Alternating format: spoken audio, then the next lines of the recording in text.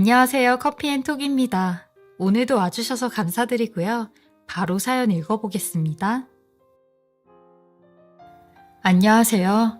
평상시에 자주 사연을 즐겨 듣는 43살의 평범한 아줌마입니다. 제게도 충격적인 일이 생겨 이렇게 사연을 보내게 됩니다. 저는 아주 평범한 남자와 결혼을 했어요. 하지만 시부모님은 평범하지 않는 분들이시죠. 왜냐면 저한텐 시아버님이 두 분이나 계시거든요. 저희 시어머니께서 결혼을 2번이나 하셨는데 지금은 재혼을 한 시아버님과 살고 계시죠. 남편은 첫 번째 시아버님 사이에서 낳은 자식이었고 재혼하시고 딸을 또 낳으셨어요. 남편은 워낙 자기 어렸을 때 부모님이 이혼을 하셔서 아버지 기억은 잘 나지 않는데 시어머님이 그러셨대요. 네 아버지는 아주 쓰레기라고요. 사람이 책임감도 없고 무능력하고 가장으로서 해놓은 일이라곤 너 하나 낳아놓은 게 전부라고요. 그러니 새아버지를 네 아버지라 생각하고 네 친아버지는 찾지도 말고 찾을 생각도 하지 말라고 했대요. 그리고 새아버지 또한 자기 친아버지 욕을 그렇게 많이 했다는데 하도 그런 얘기를 듣다 보니까 정말로 자기 아버지가 못된 사람이라고 생각을 했었대요. 말 그대로 세뇌를 당한 거죠. 근데 제가 봤을 땐 못된 사람으로 치면 새 시아버님도 만만치 않았어요. 계부는 계부인지라 저희 남편에게 정말 못되게 굴으셨는데 어렸을 때부터 그러셨대요. 아무것도 아닌 일에 혼내고 때리고 여동생한테 잘 안 해줬다고 한겨울에 내복바람으로 내쫓으셨다는데 그럴 때마다 시어머니는 본인 아들을 감싸는 게 아니라 새 시아버지를 더 부추겼대요. 저놈은 지 아빠를 닮아서 저렇다며 저렇게 당해도 싸다고 했대요. 그러니 어린 나이에 남편은 제대로 기억도 안 나는 친아버지를 원망하며 내가 아버지를 닮아서 이렇게 혼이 나는구나 싶었대요. 그 얘기를 듣는데 참 안쓰러웠어요. 근데 더 안쓰러웠던 건 남편 나이가 성인이 다 됐는데도 새 시아버님이 조금만 소리를 지르시면 몸을 움찔거려요. 그 정도로 새 시아버님을 무서워하죠. 그리고 저도 남편과 같은 대우를 받았는데 결혼 전에도 너는 내 진짜 며느리도 아니니까 나도 너를 그냥 이 집 부엌댁이라고 생각할 거다. 만약에 네가 나한테 며느리 대우 받고 싶으면 알아서 납작 엎드리던가 그럼 내가 쬐끔은 생각해 볼게 라고 하셨어요. 정말 웃기지도 않았죠. 아니 누가 본인한테 며느리 노릇 해준다고 합니까? 근데 옆에 있던 시어머니가 너 네 시아버지한테 잘해라. 나는 여태 네 시아버지 같은 사람을 본 적이 없어. 그러니까 내가 지금까지 네 시아버지를 왕처럼 모시지. 안 그래요 여보? 라고 하시는데 뭐 이런 집이 다 있나 싶었어요. 저는 정말 남편 하나만 보고 결혼까지 한 거예요. 근데 결혼식 날 난리가 난 거 있죠. 아니 세상에 저희 남편의 친아버지가 그러니까 저한테 진짜 시아버지죠. 시아버지가 저희 결혼식에 나타나신 겁니다. 신부 대기실에 있는 저를 먼저 찾아오셨고 제게 정수 애비 되는 사람이라고 하시는데 누가 봐도 남편의 아버지였죠. 두 분이 정말 똑같이 닮았거든요. 저는 너무 깜짝 놀라 입을 다물지 못하고 있으니 놀랬냐며 내가 이렇게 찾아온 이유가 여태 우리 정수 크는 모습을 한 번도 보질 못했는데 장가가는 모습이라도 보고 싶어서 이렇게 몰래 온 거라고 하셨죠. 그러면서 내 며느리 되든 사람도 어떻게 생겼는지 얼굴은 알아야 할 것 같아서 온 거예요. 내가 정수 애비 되는 사람이니까 내 얼굴도 잘 기억해줬으면 좋겠어요. 우리 정수랑 결혼하는 거 축하하고 내 며느리 돼줘서 고마워요. 라고 하시는데 여태껏 시댁 부모님한테도 들어보지 못한 말을 해주시는데 마음이 울컥했어요. 사실 제가 아버지가 일찍 돌아가셔서 결혼식인 그날도 손잡고 들어갈 아버지가 없었거든요. 근데 시아버님이라는 사람이 어디선가 이렇게 나타나서 이런 축하의 말을 해주시는데 왠지 아빠가 살아서 온 것 같은 기분이 들었죠. 그래서 그 기억이 참 오래 갔어요. 시아버님은 아까 들어오는 길에 저희 남편을 살짝 봤는데 아버지 없이도 잘 커준 것 같아 너무 고맙다고 하시며 제게 명함을 한 장 건네주시더라고요. 언제라도 좋으니 내 아들이랑 한번 만났으면 좋겠다고요. 남편한테 직접 주고 싶지만 용기가 안 나서 저한테 주는 거라고 하셨죠. 그렇게 시아버님은 명함만 남기시고 호련히 떠나시는데 신부 대기실을 나가시다가 저희 시어머니를 딱 마주치게 되신 겁니다. 시어머니 그 성격에 시아버님을 보자마자 여기가 어디라고 왔냐며 욕까지 하시고 새 시아버님을 불러 당장 이 인간 쫓아내라고 노발대발 하시는데 그야말로 아수라장이 됐어요. 저희 남편도 맥없이 끌려가는 본인 아버지를 보곤 아연실색 하더라고요. 저는 도대체 무슨 연유로 시아버님이 저런 대우를 받나 싶었어요. 그리고 결혼식이 끝난 후 저는 남편에게 시아버님께서 하신 말을 전해주었어요. 그러니 남편은 그 명함을 받자마자 갈기갈기 찢으며 여태까지 나 몰라라 하며 산 양반이 왜 이제야 나타났대? 왜 이제 내가 보고 싶다고 하는 거냐고. 뭐라도 뜯어내려고 왔나 보지? 라는 말을 하는 겁니다. 저는 그런 남편에게 그렇게는 보이지 않으셨다고 정말 당신을 보고 싶어 하시는 것 같았다고 했죠. 그리고 많이 그리워하셨던 것 같다고 하니 저한테 버럭 화를 내며 당신은 잘 알지 못하면 가만히 있어. 당신이 뭘 안다고 떠들어? 라고 하는데 괜히 가만히 있는 저한테 불똥이 튀었죠. 저도 그런 남편을 향해 그래 나도 2번 다시 얘기하나 봐 라며 큰 소리를 쳤어요. 근데 그날 밤 남편이 쓰레기통에서 본인이 찢어놓은 시아버님 명함을 찾고 있는 겁니다.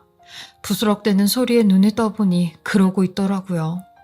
어쩌면 남편도 강한 척 할 뿐이지 본인 아버지를 많이 그리워하는구나 싶었어요. 저는 그런 남편을 대신해 남편 모르게 시아버지한테 연락을 했어요. 그러니 시아버님은 너무 고마워 하시더라고요. 그리고 결혼식 때 정말 미안했다고 니들 인생에 단 한 번뿐인 나를 내가 망친 것 같다고 하셨죠. 저는 이런 시아버님께 간간히 연락드리겠다며 집안 소식을 전하겠다고 했어요. 1, 2년 동안은 정말 특별한 날만 연락을 드렸어요. 예를 들면 명절 때나 남편이 회사에서 좋은 일이 생겼을 때나 시아버님 생신 때나 연락을 드렸죠. 사실 제가 한 말에 책임을 져야 할 것 같아 연락은 드렸는데 전화를 하면 딱히 할 말도 없었고 선뜻 다가가기도 힘들었어요. 근데 저희 아이가 태어나면서 조금씩 상황이 달라졌어요. 제가 3년 만에 아들을 출산하게 되었는데요. 이 소식을 접한 저희 시아버님은 시어머니와 새 시아버님보다 훨씬 더 좋아하셨어요. 시어머니야 워낙 애를 예뻐하지 않으셨고 새 시아버님은 말할 것도 없었죠. 자기 손자도 아닌데 뭐하러 이뻐해주냐고 대놓고 말씀하셨으니까요. 그러니 저희 아들을 사랑해주는 어른이라곤 저희 친정엄마와 시아버님밖에 없었어요. 시아버님은 손자를 위해 피우시던 담배까지 끊으셨다고 했어요. 본인한테 담배 냄새가 나면 아기가 해롭다고 저 임신하기 전부터 끊으셨다고 했죠. 그리고 아들 100일이 지나 처음으로 시아버님께 손자를 안겨드렸는데 시아버님의 그 눈을 저는 잊을 수가 없어요. 눈물이 그렁그렁 맺히셔선 저한테 고맙다는 말만 연신하셨죠. 그러면서 더욱 시아버님과 자주 연락을 하게 되었는데 한 번은 시어머니와 새 시아버님 때문에 너무 스트레스를 받아 제가 하소연을 한 적이 있었어요. 그러니 시아버님께서 새아가 애는 정수한테 맡기고 고깃집으로 나오거라. 내가 소주 한 잔 사줄게 라고 하시더라고요. 저는 남편에게 친구를 만나고 오겠다고 거짓말을 하곤 고깃집으로 시아버님을 만나러 갔어요. 저는 시아버님을 만나자마자 그동안 힘들었던 시댁 일부터 새 시아버님의 핍박 그리고 시어머니의 말도 안 되는 구박까지 마음속에 있는 모든 말들을 다 내뱉었어요. 사실 친정엄마에게도 하지 못했던 말들이었죠. 엄마가 알면 얼마나 속상하시겠어요. 그렇다고 남편에게도 말할 수 없었던 게 남편은 저보다 더 심한 대우를 받고 있었거든요. 그러니 시아버님은 그저 제 말을 들어주시기만 할 뿐, 제 빈 술잔만 조용히 따라주시더라고요. 그 모습에 저도 모르게 눈물이 터져 나왔어요. 왠지 시아버님의 모습에 아빠가 보였어요. 아빠가 살아계셨다면 이런 기분이겠구나 싶은 생각이 들더라고요. 그러니 시아버님 또한 나도 내 아들과 함께 한다면 이런 기분이겠구나 하시더라고요. 그날 저는 시아버님과 정말 많은 대화를 나눴고 이혼에 대한 이야기도 들을 수 있었어요. 맨날 시어머니가 말하시길 시아버님이 능력도 없고 책임감도 없는 쓰레기라고 하셨으니까요. 근데 처음에는 시아버지도 그렇게 어렵게 살진 않으셨대요. 중산층 가정에서 나름 부유하게 크셨고 가난한 집딸인 시어머니를 만나 결혼까지 하셨대요. 근데 철강 사업에 잘못 투자를 하면서 집이 쫄딱 망하게 되었대요. 가뜩이나 집안 돈까지 싹 다 끌어다 투자를 한 거라 집안 전체가 무너져 내렸대요. 근데 저희 시어머니 집이 망하고 난 뒤 가차없이 시아버님에게 이혼을 하자고 하셨대요. 시아버님은 이혼은 절대 안 된다며 조금만 견뎌보자고 하니 그 말에 시어머니가 밖에서 임신을 해가지고 들어오셨다는 겁니다.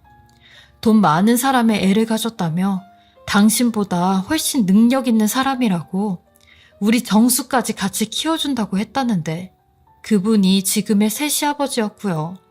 어떻게든 시어머니를 막아보려고 했지만 새 시아버님이 막무가내로 저희 남편과 시어머니를 데리고 가셨다는데 시아버님은 그렇게 울면서 두 사람을 떠나보냈대요. 근데 문제는 그 이후로 시어머니가 저희 남편을 보여주지 않았다는데 몇 번이나 찾아가도 돌아오는 말은 애가 당신이 보기 싫대 라는 말이었대요. 시아버님 얘기를 쭉 들어보니 저희 남편이 알고 있는 사실과는 많이 달랐죠. 저는 그런 시아버님에게 아버님, 남편이 언젠간 마음이 풀리면 그땐 제가 두 분이서 오해 풀 자리 꼭 마련해 볼게요 하며 그 약속을 지키리라 다짐을 했죠. 하지만 그 약속은 영영 지키지 못하는 약속이 되고야 말았습니다. 저희 남편이 향년 37살의 나이로 하늘나라에 가게 되었거든요. 남편의 취미가 오토바이 타는 거였는데 화물트럭에 부딪히면서 교통사고가 크게 나게 되었고 이 소식을 듣고는 바로 병원을 가지 못했어요. 제가 병원에 가면 남편의 사고 소식이 정말 현실로 되는 것 같아 너무 무서웠죠. 남편은 중환자실에 누워 있었는데 의식이 아예 없다고 했어요. 저는 떨리는 손으로 시댁에 전화를 걸어 남편의 사고 소식을 전했는데 세상에 시어머니라는 사람이 하는 첫 마디가 그럼 네 남편 보험은 들어놨냐? 라는 말이었어요. 아니 이게 부모로서 할 말인가요? 그리고 병원에 와서 의식 없는 본인 아들을 보며 제 탓을 하기 시작하는데 네 남편이 오토바이 탄다고 해도 네가 말렸어야지 네가. 내 새끼 어쩔 거야? 내 새끼 어쩔 거냐고 라며 살려내라고 하는데 웃기지도 않았죠. 그리고 새 시아버지라는 사람은 남편이 입원해 있을 때 코빼기도 안 보였던 인간이고요. 결국 저희 남편은 보름 동안 혼수 상태로 이 세상에 있다가 본인 아버지가 병원에 다녀간 후 영영 눈을 감았어요. 마치 시아버님을 기다렸던 사람처럼 말이죠. 사실 시아버님한테 사고 소식을 전하는 것도 많이 힘들었는데 남편의 사망 소식을 전하는 건 더욱더 힘이 들었어요. 지금도 제가 어떻게 남편 장례를 치렀는지 기억이 안 나요. 근데 그건 아주 선명하게 기억이 나죠. 저희 시아버님께서 남편의 장례식장에 오셨는데 글쎄 새 시아버님이랑 시어머님이 들어오지 말라고 난리를 치는 겁니다. 자격도 없는 사람이 여길 왜 오냐면서요. 그러니 결국 시아버님은 장례식장에 들어오지 못하셨고 3일 내내 밖에 벤치에서 그 자리를 지키시고 계셨대요. 밤이고 낮이고 식사도 하지 않은 채 뜬 눈으로 3일을 지새우셨다는데 저도 그 얘기는 나중에 들었어요. 남편을 마음으로부터 보내주게 된 세월이 얼마 안 됐는데요. 그동안 제 옆에서 제일 큰 도움을 주었던 사람이 바로 저희 시아버님이었어요. 시아버님은 제게 정말 많은 것들을 해주셨는데 때로는 제 아버지가 되어주셨고 때로는 보호자가 되어주셨으며 저희 아들의 학부모까지 되어주셨죠. 저도 이런 시아버님에게 진심을 다해 잘해드렸어요. 근데 어느 날부턴가 시아버님이 조금 이상해졌다는 걸 느끼기 시작했어요. 원래 일주일에 두세 번 정도는 전화 통화를 하며 안부를 묻곤 했는데 전화를 해도 받지 않으시고 부재중 전화가 찍혀 있을 텐데도 연락을 하지 않으셨죠. 그리고 한 달에 한 번씩 저희 아들이랑 다 같이 외식을 하고 나들이도 가곤 했는데 그것도 하지 않으셨어요. 걱정스러운 마음에 집을 찾아간다고 하면 짜증을 내면서 오지 말라고 하셨죠. 심지어 저희 아들이 할아버지 보고 싶다고 문자를 해도 답이 없었다고 했어요. 왠지 느낌에 저를 대놓고 피한다는 생각이 들었습니다. 저 또한 갑자기 변해버린 시아버님의 태도에 당황스럽기만 했고 한순간에 남이 되어버린 것 같았어요. 그렇게 저와 시아버님은 한 1년 동안 연락을 하지 않았죠. 근데 이랬던 시아버님께서 드디어 1년 만에 먼저 연락이 온 겁니다. 그리곤 제게 충격적인 제안을 하나 하시는데 나와 하루 종일 함께 해줄 수 있냐고 하시며 이게 마지막 소원이 될 것 같다고 늙은 노인네 소원 한 번만 들어달라고 하시는 겁니다. 그러면서 나 만나러 나올 때 우리 손자 동준이도 꼭 데리고 나오거라 라고 하시는데 저는 대체 지금 무슨 소리를 하시는 거냐고 했어요.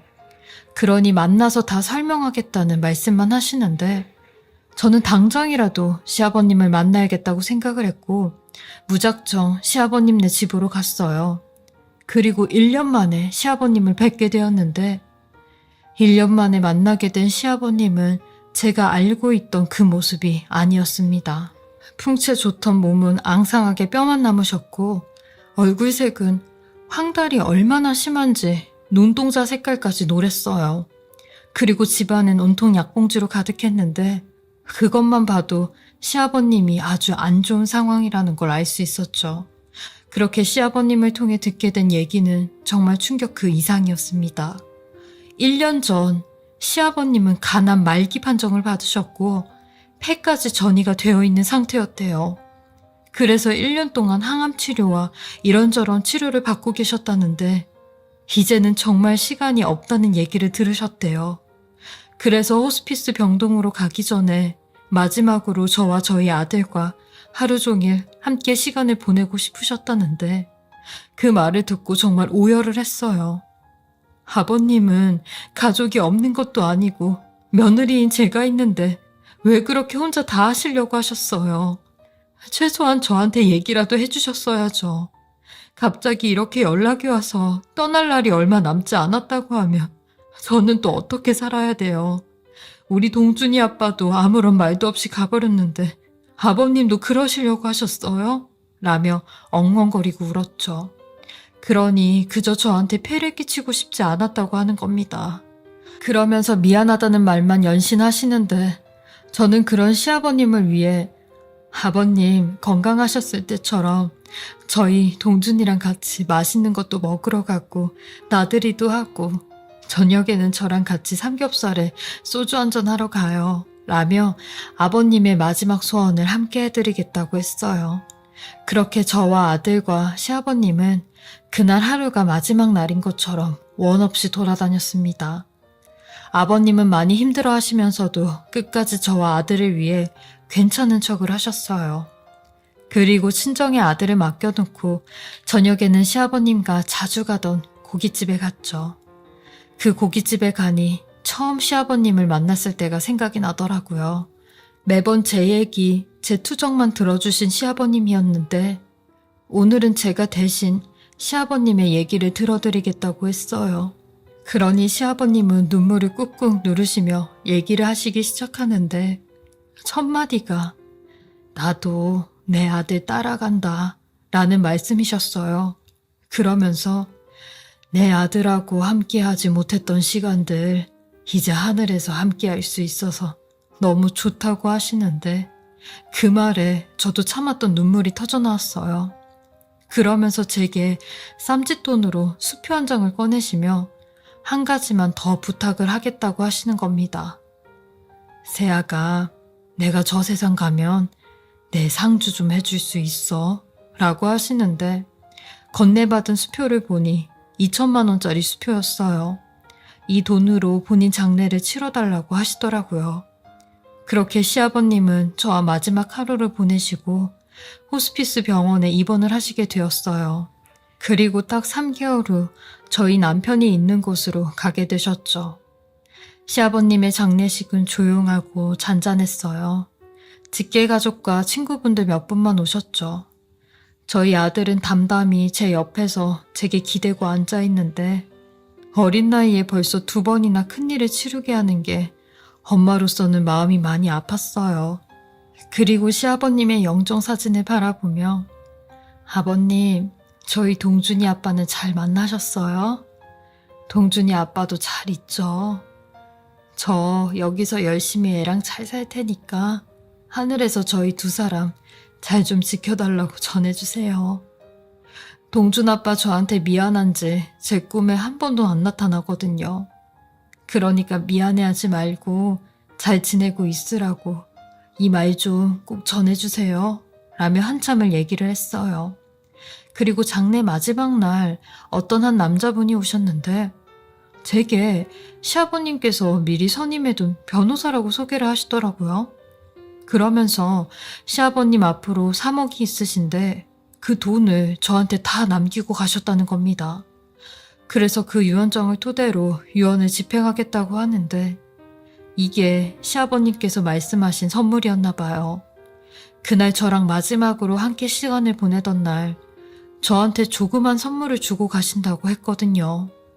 저는 시아버님께서 주신 3억으로 전셋집을 나와 조그만 평수의 집을 하나 얻을 수 있었어요. 매년 2년마다 전세금을 올려줘야 했었는데 시아버님 덕분에 전세금에 3억을 보태 작지만 제 집을 마련할 수 있었어요. 저한테 작은 선물이 아니라 정말 큰 선물이었죠. 비록 지금 제 옆에는 남편도 아버지 같았던 시아버님도 안 계시지만 제 곁에 서 있다는 건 가슴으로 느껴져요. 결혼하고 15년 동안 정말 많은 파도가 저를 대차게 치고 지나갔는데 저는 여전히 그 자리에서 잘 버티고 있는 것 같아요. 저처럼 이런 일들을 겪으신 분들도 없을 것 같아 이렇게 사연을 보내게 되었어요. 옛날에는 참 신세한탄도 많이 하고 나는 왜 이렇게 불행하고 인생이 기구하지? 라고 생각했었는데 이제는 이런 생각들을 놓아주려는 연습을 하고 있는 중이에요. 그래야 제가 행복해지고 저희 아들이 행복해질 것 같거든요. 제 이야기를 들어주신 모든 분들도 항상 좋은 생각 많이 하시고 행복하시길 바랄게요. 무더운 여름 잘 이겨내시고 건강하시길 바라겠습니다. 지금까지 커피앤톡이었습니다. 오늘도 제 채널을 봐주셔서 감사합니다. 저는 다음 영상으로 또 찾아뵙겠습니다.